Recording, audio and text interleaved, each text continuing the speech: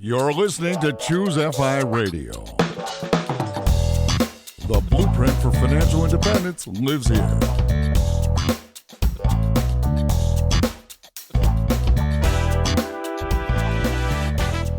If you're looking to unlock the secrets to financial independence and early retirement, you're in the right place.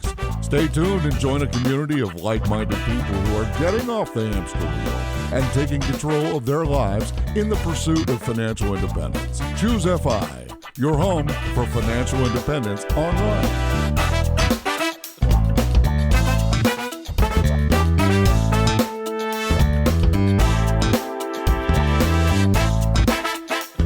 All right, everyone, super excited about this episode today. We're getting the opportunity to speak with Liz and Braden. And for context, we actually aired a voicemail that they shared with us back in episode 136R. In case you have forgotten that or are unable to pull it up or are unwilling to pull it up, I will be playing that voicemail in its entirety on the Friday Roundup this week, just for context. But man, I mean, if you hear that, it's impossible to not be inspired by the level of action that this couple has taken and undergone and the transformation that has had on their financial trajectory. Today, we wanted to go a little bit behind the scenes, find out more about their story. Incredibly excited about this opportunity. And to help me with this, I have my co-host Brad here with me today. How you doing, buddy? Hey, Jonathan, I'm doing quite well. And yeah, the voicemail that Liz sent in, we were just blown away by. We said at the time, we need to get her on. And we followed through. Here she is. And here's her husband, Braden. And the story is so much more than just that voicemail. The voicemail cataloged how they went from regular people to essentially 5 superheroes. But the backstory is what I am just incredibly excited to dive into. So with that, Liz and Braden, welcome to the show. Thank you. We're excited to be here. All right, well, let's go and hop into this, Liz. I want to start with your story. One of the things that really stood out to me as we were finding out more was that your childhood, you have a single mom, and as a family, you struggled financially. And to see the money lessons that you brought into your own life are incredible. But I think for contrast, it'd be really important to talk about, your backstory, your money story growing up as a child. Mm-hmm. Definitely. My parents were divorced when I was 12, and I watched my family struggle financially as we were growing up. I helped my mom with finances and budgeting from a very young age, but we had accumulated some debt and we paid that off together over a series of years and felt like that was a huge accomplishment. That's kind of where my exposure to finances began. I don't remember learning much about savings or budgeting or anything like that when I was younger. So started to learn how to budget with my mom, and that's what started our path to FI. So Liz, talk me through what this actually looks like. You're learning, it sounds like, alongside your mom. How do you guys navigate this? I don't know at this point, are you 12? Are you 14? Where you are exactly, but what did you do to learn how to budget when it was really necessary now? And there's no safety net. This was the time where we didn't do as much with computers. We were literally budgeting pen and paper with a notebook every single week. We were going through and looking at the bills that we would need to pay for each month and how we would fund that, and then paying the bills accordingly. It was one step at a time, and we just had to learn a little bit by trial and error. There were some months that we overdrafted. There were months that were harder than others because my mom was also making variable income because she was an insurance agent. I'd like to maybe do a little compare and contrast here, Braden, from your perspective. Your childhood, you're the same age, so this is all kind of happening in parallel. Like, what was your money experience growing up? Yeah, I think it was quite a bit different than Liz's experience. I grew up in a pretty well-off home, if you will. My dad is a builder. He makes good money. We had a very beautiful home, and they still live there. I just kind of grew up a very privileged life. I didn't have to worry about money. I did get a job when I turned 16, but it was more because my parents are very, very interested in teaching us how to work. They didn't necessarily teach us a ton about budgeting and things like that, but we did learn how to work while growing up. So even before I got a job at 16, my dad would have me work around the house, things like that. And it was a thing that was really instilled into us as kids. But I didn't really have to worry about money up until I started going to college and moving out of the house. I would say that is one thing that both of us are super grateful for, is we were taught to work hard at a really young age. I actually remember growing up, I would work the summers with my grandpa, and he paid me $3 an hour. We were living on a fruit farm with him. He instilled the value of hard work in me. And I learned, especially as I've gone into my career, I learned that I am never above any task, and we work as a team and we work together. And that was also part of, budgeting and working together as a family on our financial goals. So that was a huge part of our childhood and growing up. So that's interesting. Instilling hard work. I absolutely love this. And it's something that I think about with my own daughters. I'm curious. I believe you have 2 sons, is it? Yep. Yes. So how do you plan on instilling this concept of hard work in them? When I started, I call it working from home, but it's really just being a stay-at-home parent, if you will. When I started just a few months ago, staying home with the boys, I thought about this. I started having David, our 3-year-old, empty just the forks, knives, and spoons from the dishwasher. And at first he was throwing them all over the place and doing all that stuff, but now he can pretty reliably empty the dishwasher of the forks, knives, and spoons. And I started off paying him 25 cents per day, but then I started thinking, how can I encourage him to save 50% of his income? So I upped his income pretty quickly to 50 cents per day. gave him 2 quarters and said, okay, here's a jar for savings and here's a jar for fun money or spend money. And he got to put 1 quarter in each. Took him all summer. He didn't get 2 quarters every day, but he took him all summer, but he finally earned $3, which I told him if he earned $3, he could buy his first toy on his own. So he's pretty excited about that. So I think it's just kind of a fun little way that I've started with getting him kind of excited about work and helping him to start to set goals. Our little one is only 15 months now, so he's a little bit too small, but I'll probably start the same thing in the next 10 to 12 months once he's able to start to kind of connect concepts and things like that. My co-host here is so excited about your story that he's hopping right to the next generation. I'm still trying to figure out your money lessons. So I want to reel it all the way back. And actually, I want to talk about you guys. I believe you met in high school. I'm curious, as you guys are starting to form a relationship and you're working together, I believe what's interesting about your story is you are helping each other with college scholarships. And to me, because this is something that's always been elusive to me, it's something that I think is incredibly high value for the community. Liz, I'd love to bring you in. Like in your voicemail, you basically said, I crushed the scholarship game. The level of confidence that you brought with that statement told me that we need to spend some time here.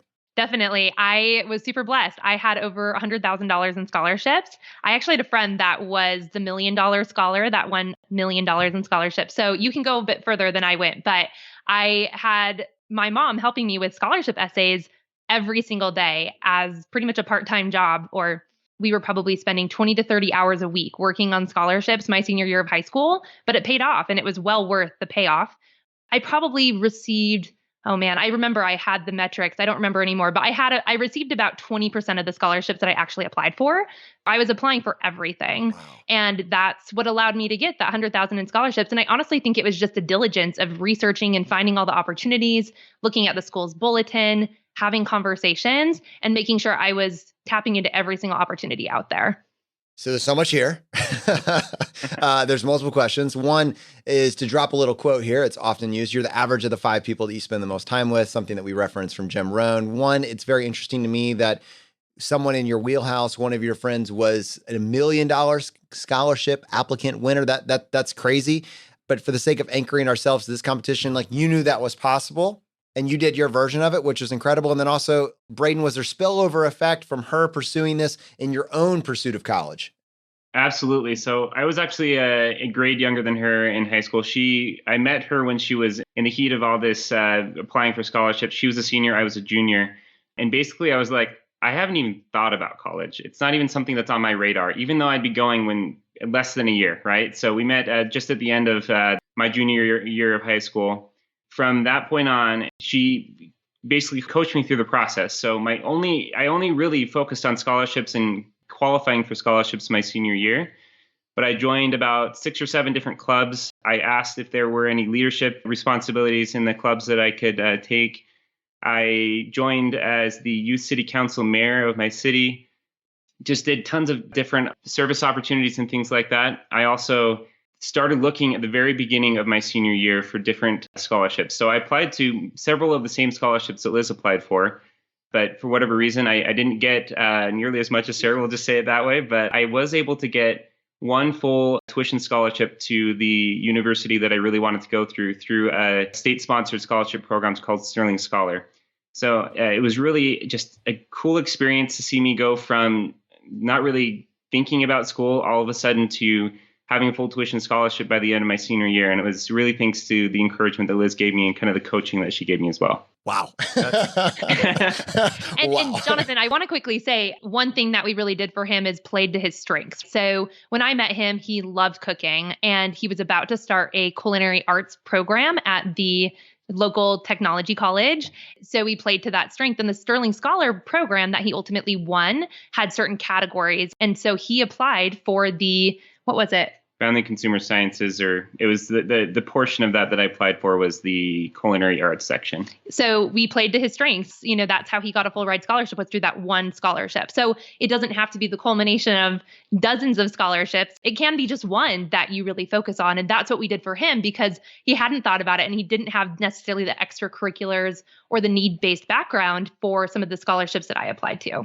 I'm like so torn. Brad, should we just spend all of our time here or should we invite Liz back to do this on a Friday where we create the framework for this? Man. Like, I'm truly conflicted here. Yeah, no, I hear you. I mean, play to your strengths. We could talk an hour just on that alone because you signed up for all these extracurriculars. I think it still came down to your passion. Yep. Right? Absolutely. So essays and colleges, they can tell when you're just signing up for things just to pad a resume. But when it's something you're actually passionate about, that shines through. So play to your strengths. That's a wonderful statement. I do want to spend more time here. I think Yeah, go for it. I think we should follow up a couple of things. All right. So there's two people that I have in mind. One is Braden, who is like not even thinking about school and then realizing, wow, have I waited too long? Is this even possible? What could I possibly do that will have an impact? And somehow for you to be able to bring a full scholarship out of this is incredible, but yet not surprising with Liz in your corner, like just saying, hey, here's what we do. But then two, Liz, how did you create this framework for yourself? I mean, you're kind of trailblazing this thing, right? So what did it look like for you to figure out what the 80-20 was and focus your efforts on that? We made it a part-time job to apply for scholarships. So I really did just blanket everything. And there were so many scholarships I didn't get that honestly, I felt confident I would receive. One thing I want to come back to, Jonathan, is one thing that played such a powerful role in my scholarships is visualizing it. I thought every day, every scholarship I applied to, I thought, this is it. I'm going to get it. This is mine. And I remember getting a phone call for my Horatio Alger Scholarship, which is a needs-based scholarship out of Washington, D.C. And they called me to tell me that I won their $20,000 scholarship. And I don't mean this to brag, but I wasn't surprised because I knew I was going to get it. It was such a cool experience, but it was also super exciting. I got to go to DC. I was able to connect with so many incredible people. And so the scholarship game, it was blanketing everything. I will say with essays, it's so important to have a story. I definitely told my story in those essays. My mom helped me tell my story and spin it the right way for whatever scholarship it was. I made sure that a lot of my extracurriculars somehow connected to what I wanted to do in the future. So I created kind of a theme through my experience. And that was, I feel like, really powerful as a storyteller to the judges that were reviewing the scholarship applications. You know, that's funny. When I hear you say, this is it, this is mine, it reminds me of my wife, Laura, actually, whenever she plays a board game. She thinks, I have seen that look in her eyes, and I accept my doom. She genuinely believes she's going to win 100% of her board games every single time she plays on any table in the world. So it just cracked me up. But I'm curious, how did you go about researching these scholarships and researching these schools? You know, like Jonathan asked the prior question, you're kind of trailblazing this with your mom. How did you guys get started with this? That's what I'm curious about, that inception point of, okay, college is coming up. What do we do now? How did you take those steps and how did you research these scholarships? In researching scholarships, I first started with my school bulletin. My school produced a bulletin on a monthly basis, I believe it was, with all of the scholarships that they were aware of. So I started with that, looked at anything that I was eligible for and automatically applied for it. I did some other web research as well. Unfortunately, when I was applying for scholarships, there wasn't cool resources like FastWeb that we have today, but you can still find a lot out there on the internet. In terms of researching schools, I was very intentional about where I applied. I did apply for 8 to 10 schools, and initially I was thinking I wanted to go Ivy League. But as I looked back at my family situation and where I had come from and all the scholarships I was receiving, I knew that it would go a lot further if I chose a lower tuition school. And so I still went to a really great university, the University of Utah, but my tuition was a very small fraction of what it would have been had I gone to an Ivy League school. And so I also learned to start doing some research. This was a little bit at the last minute, so this is something to jump on earlier. But I learned to research schools that would refund any extra money that you receive towards tuition. So, for example, I would get all of my scholarships. They would go directly to the school and be applied to my account. And then anything after my tuition was paid would be refunded to me directly. I actually learned in my research that over half of the schools I had applied to would not allow me to refund my tuition. And so I chose intentionally based on that alone. So that was one huge factor for me in deciding my schools. This is fantastic. And let me ask you a question. If we were to put this episode out into the universe and collect feedback from our audience, things they're struggling with, scholarship questions, would you like to join us for a second episode, maybe a Friday roundup where we take 30 to 40 minutes of these types of questions that we've curated and we'll just tackle them one by one? Of course, I would be more than happy to. All right. So clearly you're as optimized as can be when it comes to college, right? You guys locked this down in no small part to Liz, obviously. So you're coming out with no student loan debt, as I understand it. At this point, where does life take you? You're 22, 23 years old. I believe you got married shortly thereafter. What path do you take at that point? What eventually gets you to a point where you are today down this path to FI? Like, what awakening was there? This was a really pivotal moment in my life. As I graduated college, I was actually in my early 20s because I had finished my associate's degree in high school, so graduated by the time I was 20, and spent a year traveling abroad.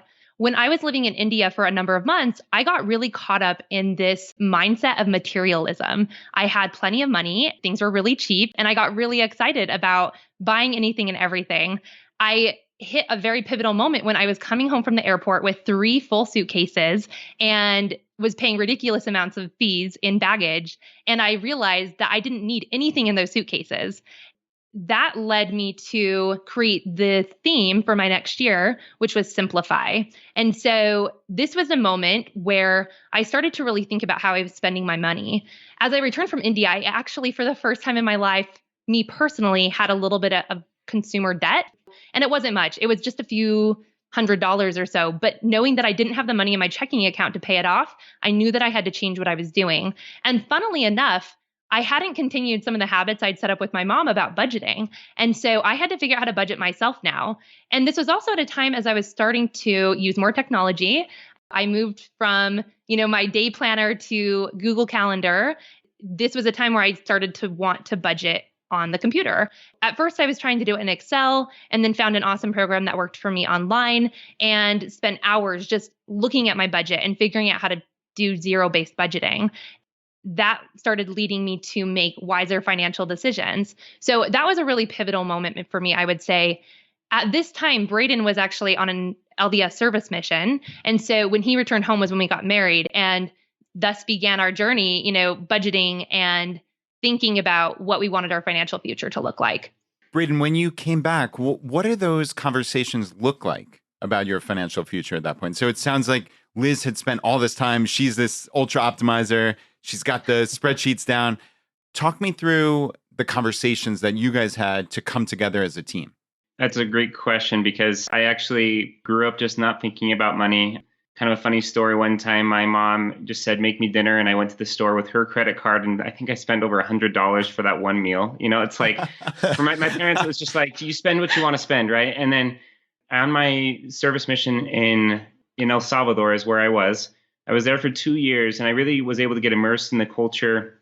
There was a lot of poverty down there. I was able to really see what it looks like to live kind of a different life. And I actually came back to the United States with a much more intentional mindset. I remember going to a phone store to buy a phone a few days after I got home, and it was just so overwhelming to me because I was just absolutely not used to owning objects, right? You live a very simple life as a missionary for the LDS church, and you're really able to kind of ground yourself, right? And so I came back, the world has kind of changed on me, right? And I have to now immerse myself back into the society. And Liz and I would talk a lot about budgeting and figuring out how to set up our lives because we got married a few months after I got back. I really latched on to this concept of budgeting and managing our finances in the right way because it helped me to kind of ground myself and feel like I was doing what was best for our family. The pivotal moment here was when we started talking marriage and we were looking at wedding rings, and Braden had some money in savings from some inheritance from his grandfather's passing, and he was planning to use it for a wedding ring. And I thought, well, we could use a few $1,000s of that for a wedding ring, but why? Do we need to? And I said, what does that symbolize? And so we agreed to get a less expensive wedding ring and spent less than $300 on our wedding ring. And we still have it and use it to this day. And decided that it was more important to us to have a financially stable future and to focus on the things that mattered to us.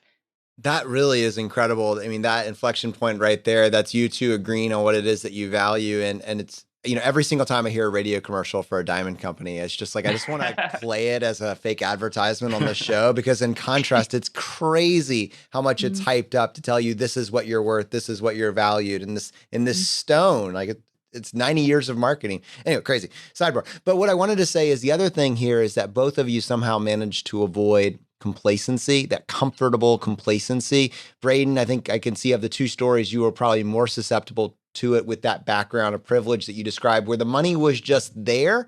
And because it's comfortable, you never challenge the lukewarm water, whether or not that's good or not. It just is. And for so many people, you look up after 20, 30, 40, 50 years of it, and you realize, again, you feel like it's too late to even make that change because you've just been comfortable. The fact that for you, this external experience, this mission trip that you went on for you was able to help anchor yourself to an intentional life based on choice. That's pretty incredible. I want to actually ask you at what point it went from kind of standard, we're going to be okay, we have a solid financial plan, to overdrive on your finances and reclaiming decades of your life. Because many people will become financially responsible but never make it to, going on the offense to reclaim decades. Like that for me is a very interesting inflection point for you guys. I'd love to hear more about that. Definitely. So I would like to first lay the groundwork of the first few years of marriage. When we were first married, we were sticking to a budget. We didn't have any debt. This is actually the time where we started to learn to travel hack, and we started taking advantage of the Chase gauntlet, as you guys call it. And that was pivotal for us because I really wanted to continue traveling. I loved travel, but I didn't want to spend our hard-earned dollars on it. So we figured that piece out pretty quickly, mostly with the points guy at the time. But as we earned more money and got ingrained in our careers, we had lifestyle inflation. We started spending all the extra money and we wouldn't know where it went. It was just the little things here and there, right? The extra Amazon purchases and all of that. And so we lost some of that intentionality. And then when we bought our first home a few years into marriage, we buckled down and got more specific about our budget again. But then, we got a little bit lazy here and there. And then we found the Choosify podcast. I came across Choosify on Facebook. At the time, I wasn't into podcasts, so I just thought, oh, well, I'll learn what I can from the Facebook group, but, I'll listen to podcasts sometime in the future, subscribed. And then a friend introduced me to AirPods earlier this year, and I got hooked on podcasts. And I finally decided to start listening to Choosify, and I binge listened to every single episode, which was 260 plus at the time, in a matter of a month. And I just you don't do anything halfway. No, of course not, right? I go full speed all the way. It was funny because at the time that I found the podcast and was listening to all of this, I kept coming to Braden with all of these ideas. I thought she was crazy. Let's just say it. My first idea was, well, we need to sell our house and rent a 1-bedroom apartment, and we need to live really simply. And he thought, absolutely not. That's not going to happen, right? We're happy. First, calm down. Yeah, I had all these crazy ideas, right? I was like, let's live off of ramen noodles and we can only spend $100 a month on groceries, right? Just crazy ideas. And he said, I do not remember that episode. I want to say I do not remember that episode. No, you guys didn't say that, but I was just coming up with all these crazy ideas for how to trim our budget, right? Yep. But I think the pinnacle was, so it was about March this year that Braden had started listening to the Choosify podcast. He said, okay, let me check this out, see what this is all about. He was listening to it. He was catching on to the ideas. One day we were talking about his career and he wasn't feeling very happy at his current employer and was ready to make some kind of transition. And I just threw out the idea that he could stay home. And he said, there's no way, that's not possible, right? And I said, no, it actually is. We can totally make this happen, especially if we live more by the principles and pillars of FI. So we sat down and looked at the budget and it was more than doable. That was a real turning point for us, where after that, everything just dominoed. We just applied one change after another and totally optimized our life. That is amazing. There's almost too much there to respond to. First, it's hilarious that I actually use a caricature when I get a question of how do you get your spouse on board? And it's don't walk up to them and say, hey, I read these blogs or listen to this podcast. Let's eat ramen noodles, sell our car and sell our house. So thank you for putting a face to that, Liz. I appreciate it. It was basically exactly that. Oh my goodness. I got to go back and listen to the archives. I feel like I don't remember saying that. That's so funny. Not all of that came from you guys, right? But it was life-changing for me. I was finally learning all of this information that we had searched so hard to find. And that was the crazy thing to me. We had paid for financial advisors. I had a free financial advisor through work even that we were working with. We had talked to family members that worked at other, investment banks. We had all of these conversations, yet somehow couldn't quite figure out how to optimize our life, right? We were fine. We weren't in debt aside from our mortgage. We were on the right path. We could retire at 65, right? But we were kind of stuck in this grind and we didn't want to keep doing what we were doing, yet didn't know how to do it any differently until we found Choosify. Wow. Braden, I really do want to drill down into this. So Liz comes to you with all these wacky ideas. You thought she was a little crazy, which is understandable in this instance. How did it move from there? Many people would just dismiss it, but obviously you started listening to the podcast. Did Liz change her tactics at all? Did you just kind of finally wear down and say, all right, I'll listen to this? Like, talk me through your evolution here. Yeah, so I thought it was kind of interesting. So she did approach me with these wacky statements that I was just super turned off by, if you will. But she did convince me to just start listening to the podcast. I listened through the travel hacking episode. I think it's episode 9. And I thought, I know all this stuff, like whatever, I just thought of myself, I guess, all high and mighty or whatever it may be. And I stopped listening at that point for about a month. And so maybe it was the beginning of April at this point, right after I'd made the decision to stop working and to stay home. And I thought, our lives are going to be changing quite a bit. I guess I was kind of, my mindset was changing. I was a little bit happier knowing that there was kind of a different path that we'd be taking, that I wouldn't have to be in the same grind every day. But then one day Liz came to me and just, I don't know how to describe it, but kind of almost disappointed and just saying, I'm so passionate about this. Why aren't you? I thought, well, why aren't I? I respect Liz. I love Liz. And I have a desire to be on the same page as her in every aspect of our lives. And so I thought, okay, this is extremely important to her. Out of courtesy to her, I will continue to listen to this podcast to see if I can learn anything. I kind of humbled myself a little bit. I started listening more and more. And then, there's just a couple episodes that just really hit home with me. I mean, I didn't binge listen to every episode like she did in, just a month's time. But I'm maybe halfway through your episodes right now, and I listen to them 2 or 3 times a week to kind of, hopefully by the end of the year, I'll be caught up. But you guys produce a lot of content. So. We do produce a lot of content. We're producing content right now. Thank you for your help with that. I want to go a little bit further. So for you, what were the small actions that what was it that was resonating with? Because I totally get that. Like travel rewards, if you've never heard about it before, it will change your world and you should listen to the episode. But if you've already got it locked down and you're like, okay, yeah, I know this is cool. For you, what was it that made you open up your eyes to like this more optimized path, this more intentional path? Because you guys were already doing okay. Clearly, no matter what, you're going to be okay. Liz has some things on autopilot. You've got a budget in place. Like things are working now. What made you receptive to figuring out how you could dial it up? I think the episode that really first hit me and just kind of made me think, I don't know anything about personal finance, was the episode with Go Curry Cracker. It's episode 14? 13? 13, 14. You guys are close. Episode 18. And 18? The fact that I know that on the fly says a lot about how much time I spent with those early episodes. Anyway, so I listened to episode 18 with Go Curry Cracker, and just his breakdown on how to harvest long-term capital gains was just something I'd never heard of before. And I've read books on investing. I've read books on, travel hacking. I've read tons of different articles. I thought I knew a lot, but I had never heard about this before. And it blew my mind that it's just, you can search it on the IRS website and it's right there. It's just in plain sight, right? At that point, I realized there are so many different investing methodologies and different hacks, different ways to travel hack, different things that you can do to really optimize your life. And it's just like Liz said earlier, just streamlining and optimizing our life to the nth degree, right? Just making our lives as streamlined as possible. And I realized in that episode that, wow, I have a lot to learn. And this podcast is a really great place to start in my learning journey. And I listen to episodes now, and Liz has already listened to all the episodes, but I listen to something, I'm like, Liz, why haven't we done this? And Liz is like, oh, I might have just missed it, or have we skipped over it, like the donor advised funds and things like that, that I've kind of been really excited to start and things like that. So there's just so many different hacks. And like I said, it was that one episode that really hit home to me and helped me to, get the fire, if you will. When we're talking to you guys, I see a team, right? And I see a team that's having fun with this. Like, personal finance is no longer just academia. It's no longer digging through the IRS tax code. It's something that as a team, we can make these small choices and we get those wins now, not only because we did this together, but because our lives are forever in a better place. And I feel like to have the opportunity to interact with each other at that level, designing your future, now that's a privilege. That's an incredible privilege right there. Mm-hmm.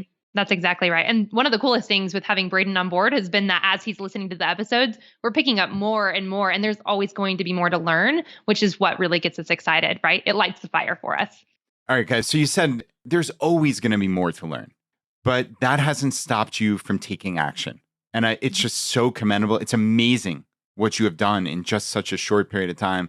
And in your voicemail, you said we're, quote, happier than ever. And I just love to hear that aspect of it, right? We can talk about the optimizations, raising your savings rate from 10 to 40%. But what I really want to hear about is, what does this life look like? As Jonathan said, you're a team, Mm-hmm. you're a family of 4. What does this look like for you? I think for both of us, what has really changed it is thinking about what brings us value. Neither of us are naturally very frugal. We're not naturally savers. So we're more the reluctant frugalist category that you guys always talk about. So this was a really big mental shift for us to think about how to design our future and how to only spend money on the things that bring us value. We will be in the car and be talking about maybe going to grab some food, going out to eat with our kids because we don't want to make dinner. And we say, actually, it doesn't sound fun to sit in a restaurant or even a fast casual restaurant with 2 little boys. Let's go home and throw the Trader Joe's chicken in the oven and make a quick meal. There's all kinds of options there. But thinking about what really brings us value, not clicking buy now on Amazon for something that we don't really need. And so for us, I love what Paula Plan always says. She says you can afford anything, but not everything. And that's what we live by now. And so I feel like it's just given us so much peace of mind, knowing exactly where we're going. We know our numbers. We have a clear sense for the direction we're headed and what our future looks like. And we also know how to deal with the hardships that might come up, right? But we have a plan in place. And that's what has changed the game for us. I want to actually talk about that. You know your numbers. You're happier than ever. You're not at financial independence, but you're on the path. You've got a game plan. And Brad alluded to this earlier, and Braden, you were talking about it, your decision to step away from your career. I'd actually like to talk about that more. So you're a stay-at-home dad right now. What gave you the confidence to do that? What was the internal struggle or decision that you had to work through in order to make that possible, to make that leap? I'd just love to hear a little bit more about that. Yeah, so it was one night we were talking and she just mentioned, let's just have you stay home with the boys. It's something that I've always wanted to do, but I didn't feel confident enough because I didn't feel like financially it would make sense. 2 incomes is better than 1. That's what people think, right? After running the numbers and thinking through it with a fine mindset, we were actually able to break down her salary to the point that our savings rate is actually higher now than it was before I quit, which is just crazy to me to think that we have 1 less income, but we're saving more dollar per dollar now than we were before. And all of that is due to intentionality and optimizing our budget and things like that. But also, I mean, you think about it, a lot of my salary was going to daycare. It was going to the expenses of work and things like that. So cutting all that out, we're able to save quite a bit more now than we were before. But there was still some personal struggles for me as well. I think of it as like you shouldn't quit working because it's not the professional thing to do. People will look down at you or something like that. But it's just really been an awesome experience to step aside from the corporate world, if you will, and really think about what matters to me, spending time with my boys, thinking through, what I'm passionate about. We go on hikes on a weekly basis. We go to the park all the time and just spend time together. And it's just really great.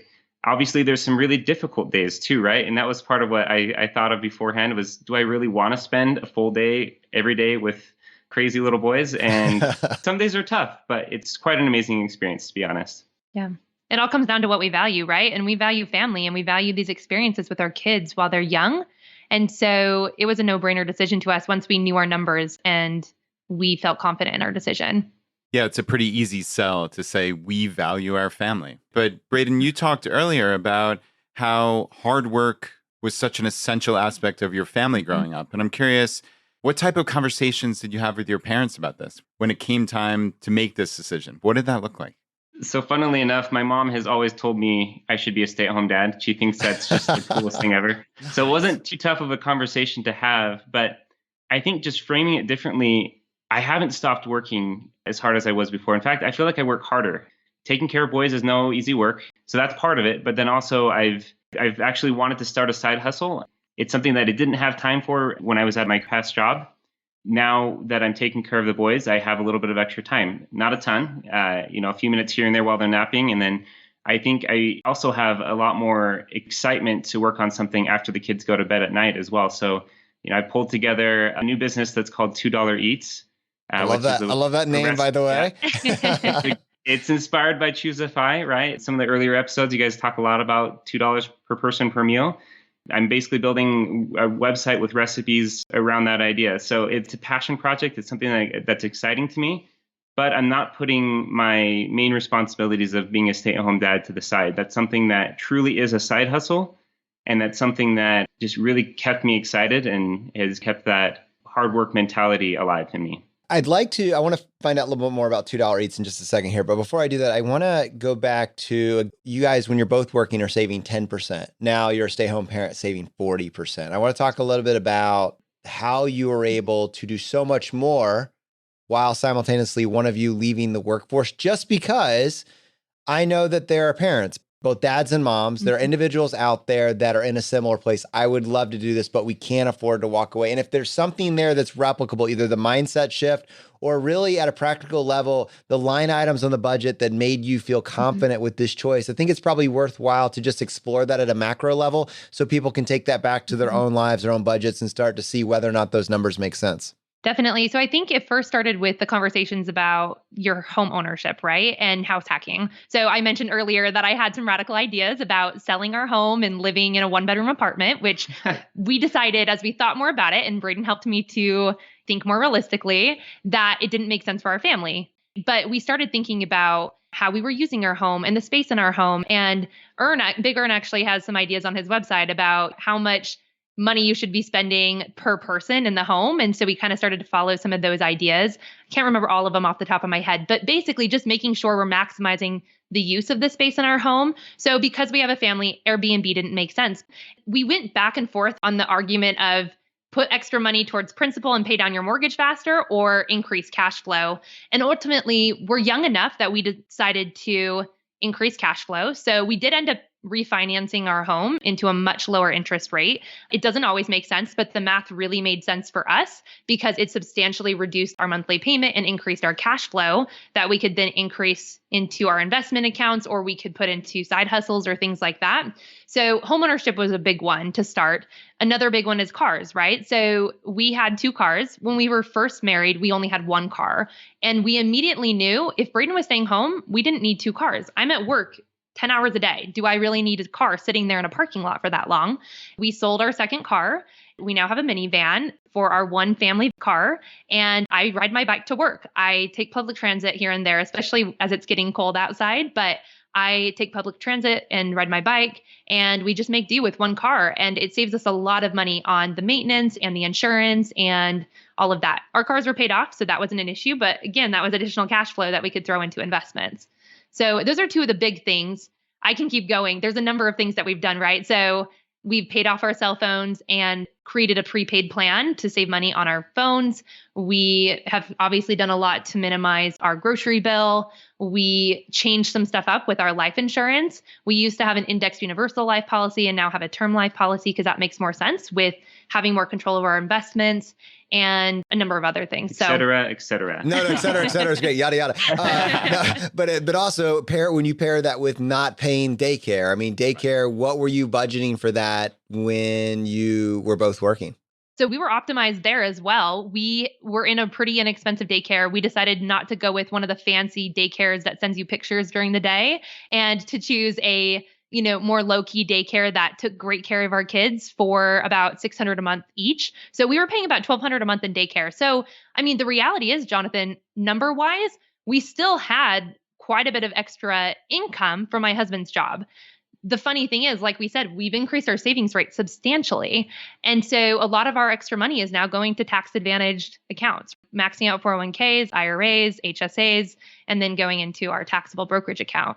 So daycare actually wasn't that expensive in comparison to his income, but we know where our money is going now. You're right. I mean, I feel like there's no upper limit on what some people can pay for daycare. So I was just curious if that was it. Let's, if you don't mind, I want to spend a few minutes talking about $2 eats. And for reference for our audience, Brad many times has referenced you and Laura. Yeah, we kind of anchor ourselves to $2 per person per meal. And I think when people hear that at first, they say, how is that possible? Are you eating rice and beans or pasta all the time? And what we've tried to explain, and I know in our Choosify vault, Laura is up to, I think, 27 recipes now of different recipes that we love that are part of our mythical top 50 list. And what's cool is that you guys started this website, and it's a beautiful site, by the way. It's $2eats.com. Oh, it's great. And just started that after hearing about this concept on Choosify. I love it. And obviously, like we mentioned before, Braden, culinary arts has been your passion for your life. And it's so cool that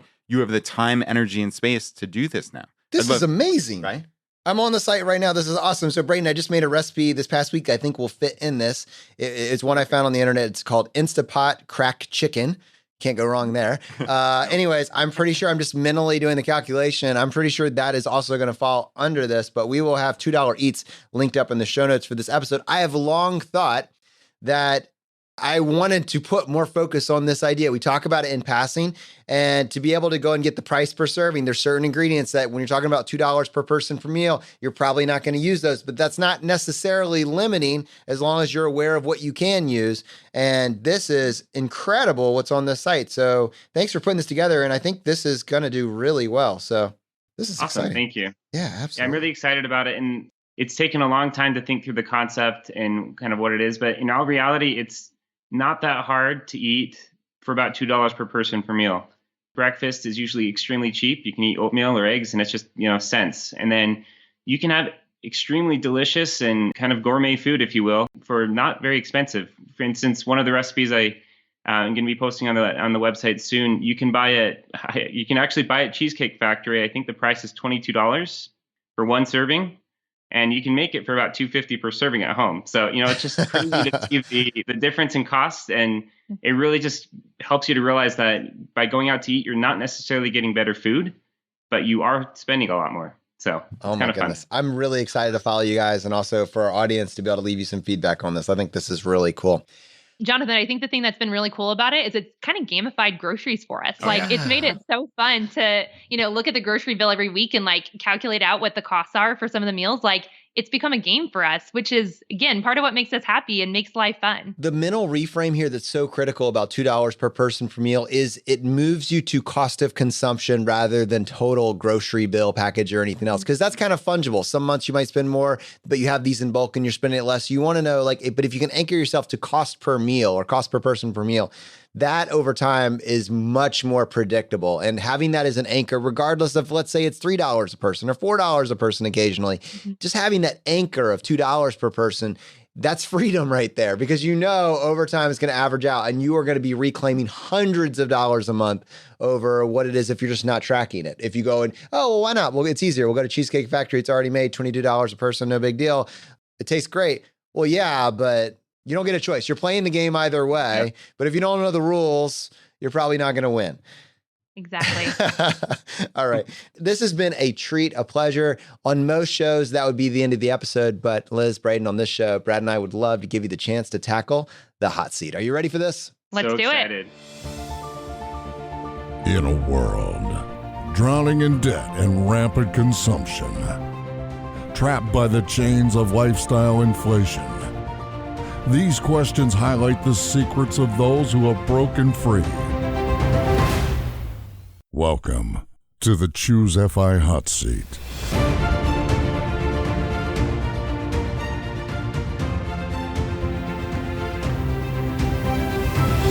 All right. Question number 1. What is your favorite blog, podcast, or book of all time? I would say Choosify. Hands down, it has changed my life forever. But I'm also loving bigger pockets. So I'm starting to kind of dabble in real estate. Actually, our first real estate investment is going to be solar panels. So we're kind of thinking that as a real estate investment. So bigger pockets is a lot of fun. Nice. All right. Did you want to double down on that, Braden? I'm going to keep going. No. Cool. My answer is Choosify. So if you want to There throw that in, you can. Nope. Question number 2, an inflection point in your life that was especially memorable or meaningful. I think we covered it for me, right? It's the moment where I started to budget. It's the moment where I started to value simplification and having more control over my time and money. When I came back from my time in India, I just really learned how to simplify, and I learned how to use my time and my money in a way that it went towards things that I value. I think when I lived abroad in El Salvador, being able to see the lives of different people and really understand that there's more to this world than just me. There's so many different cultures, there's so many different aspects to life that if you don't get out there and see it, you can't really understand it. So that really helped me to kind of ground myself and think a little bit, quite differently. We'll just say it that way. And then the second, I'm just going to say it. It was when I started listening to Choosify and really thinking that I have stuff to learn. It was a big point for me as well. Thank you. That is incredible. All right. Question number 3, your favorite life hack. We have so many. I think actually You have to pick one. I think, man, I really have to pick one. You can have Okay. You can have 2, You have maybe. 2. You cannot have 10. So I think one of my favorite life hacks is free yoga on YouTube with Yoga with Adriene. Yoga has just changed my life and helped to give me perspective and to slow down and enjoy the moment. And then I would say my second one is actually probably home birth. That for me, we saved so much money, and that was just such a transformative experience for me. Awesome. And then for me, I think maybe because I'm immersed in it all day, every day with kids, but cloth diapering, actually. We use cloth diapers, and this is even before we got introduced to the concept of 5, but we've saved, I don't even know how many, Easily. hundreds of dollars, maybe even to the thousands, right? We hardly spent any money on diapers, and we only spent $300 or $400 to get started with cloth diapers, and it's been great. Awesome, guys. All right. Question number 4, the biggest financial mistake you've made. This is super silly, but one of our biggest financial mistakes is we were driving an hour north of where we live to go skiing, and we realized that we forgot our GoPro. And this was right before we found Choosify, and we went out and bought a brand new one. Of and course. just $600 down the drain, basically. We got, I think, $150 out of our other one, and we really did not need to upgrade. So that was definitely a financial mistake for us. It was a learning experience, though. There you go. Definitely. Yeah, what an interesting mindset shift you guys have undertaken over just a short period of time to go from that, we'll just buy another one, to where you are today. So congrats. Exactly. All right, question number 5, the advice you would give your younger self. I think the advice I'd give to my younger self was to maybe talk to my parents about starting a Roth IRA for me. Nice. I think that would have been really cool if my parents had known about that and would have started that for me, just because it would have put me so far ahead. But obviously you can't change the past, but we're doing that for our kids now, and it's cool. Well, it'd be cool if your kids end up working with you on $2 eats. You'll have the opportunity to get that thing started at some point. That's the plan. I hear you, man. And when it happens, please let me know. My answer on this one is compound interest. I don't know how I missed the rule of 72 in school, but it did not click with me. And my grandpa, even growing up, when we were working with him on the farm, would always use the Einstein quote about interest, right? Yep. Them who understands interest, earn it. Those that don't, pay it. It never clicked for me. I remember hearing the stat on Choosify where you guys talked about if you max out a 401k for 10 years after graduating college, and you're putting $18,000, $19,000 a year into it, you'll have over $2 million in your 60s. That blew my mind. And I just thought, what have I been missing all these years? But now we kind of talk in terms of opportunity cost, because we think $1 today is worth more than $1 tomorrow. So let's save our dollars today so we can have more tomorrow. Ooh, I like it. That is a great takeaway. All right, now we do have a bonus question for you. What purchase have you made over the past 12 months that has added the most value to your life? Honestly, my AirPods. My AirPods have changed the game for me because they opened up podcasts for me and Choosify, as well as a wealth of other information that's out there. This has been amazing. All right, so I tell you what, somebody's listening to this, they've gotten incredible value from your story, what you've shared, and they just want to find out more. They want to connect with you, connect with your content. What is the best way for someone to connect with you? Well, follow us on $2 Eats at $2 Eats on Instagram. Super easy to find. And my personal account is Liz MJ Woodfield on Instagram. That's one of the best ways to reach me. We're also in the Facebook group quite a bit. Oh, yeah, we are. We're pretty involved in the Facebook groups. Liz and Braden, thank you so much for joining us on the show today. This has been a real treat. Thank you. Thank you. All right, if you got value from today's episode, just go ahead and take 1 second and press the subscribe button on the platform you're listening to this on. Just lets the providers know you're getting value from the show and you want to be here when we produce additional content. If you want to support us and what we're doing here at ChooseFI, here are 4 easy ways. 1, leave us an iTunes review. To do that, just go to choosefi.com/iTunes. 2, use our page to sign up for travel credit cards. If you want to travel the world with miles and points instead of your hard-earned dollars, then just go to choosefi.com/cards and get started today. 3, if you're working on the milestones of FI, set up a personal capital account to track your progress and use our affiliate link. It's completely free and just go to choosefi.com/PC. P as in Paul, C as in cat. And 4, and most importantly, find your friends, coworkers, and family members who might be open to this message and tell them about the podcast. Have them start with episode 100. It is a fantastic starting place. All right, my friends, the fire is spreading. We'll see you next time as we continue to go down the road less traveled. You've been listening to Choose FI Radio Podcast, where we help middle-class America build wealth, one life hack at a time.